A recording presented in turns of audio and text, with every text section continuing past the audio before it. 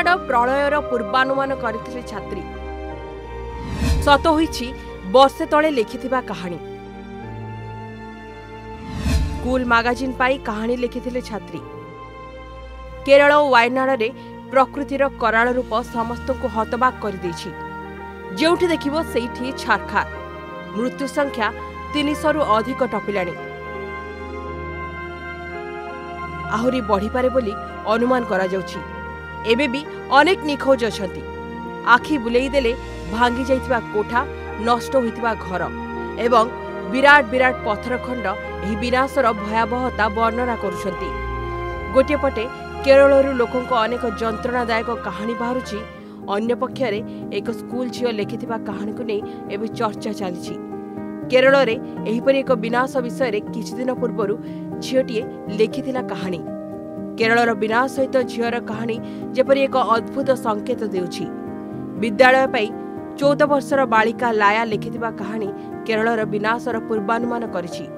झियोटीर एही कहानी एक डिजिटल मैगजीन रे प्रकाशित होइथिला, जहाकि किछि दिन परे एहा सत बोली प्रमाणित होइछि। जण अष्टम श्रेणीर छात्री लाया विद्यालयर डिजिटल पत्रिका पाई एक कहानी लिखिथिले। एही कहानीर शीर्षक थिला आग्रहान्तिते दुरानुभवम, जहार माने होउछि इच्छार विपर्जय। एथिरे लाया दुईटी झियोंक कहानी लिखिथिले। आलम कृथा और अनास्वरा दुई झियो एही कहानीर चरित्र।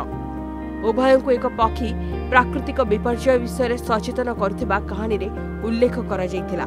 आलम कृथा एवं अनास्वरा स्कूल छुट्टी हेबा परे निज गाँर नदी कूल रे बुलिबाकू योजना करती एवं नदी कूल रे बुलिबा समय सेमाने एक जलप्रपात रे पहुंचती। एही समय मध्यरे जेतेबेले उभय झियो जलप्रपातर सौंदर्य को उपभोग करुथांती, तांको पाखकू पक्षीटीए उड़ी आसे। एही पक्षीटी अन्य पक्षी मानक ठारू संपूर्ण भिन्न थिला। पक्षी सेमानकू कहिला, पिलामाने एही स्थानरू शीघ्र पळै जा, कारण एक बड़ विपद माड़ी आसुछि। जदि एठारू सुरक्षित रहिबाकू चाहुछ, तुरंत एठारू पळै जा।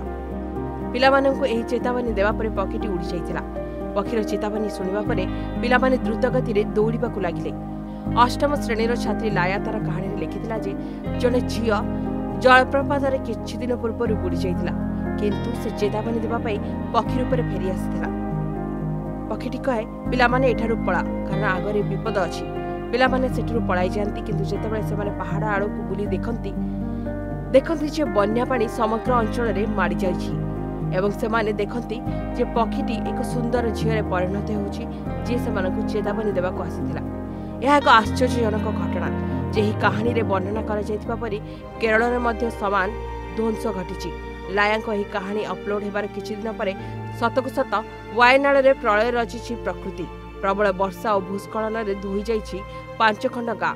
एथिरे लायांक बापांकर मध्य मृत्यु घटिछि। परिवार को बंचाइबाकू चाहि ताको बापांक जीवन चली जाइथिबा कहा जाउछि। लायांक स्कूल रो 43 जन छात्र छात्री मध्य आखि बुझिछन्ति। एथिसह तांको स्कूल संपूर्ण रूपे ध्वंस हो जाइछि, किंतु सौभाग्यवशत लायांक जीवन बंची जाइछि। Bureau report, rising Odisha.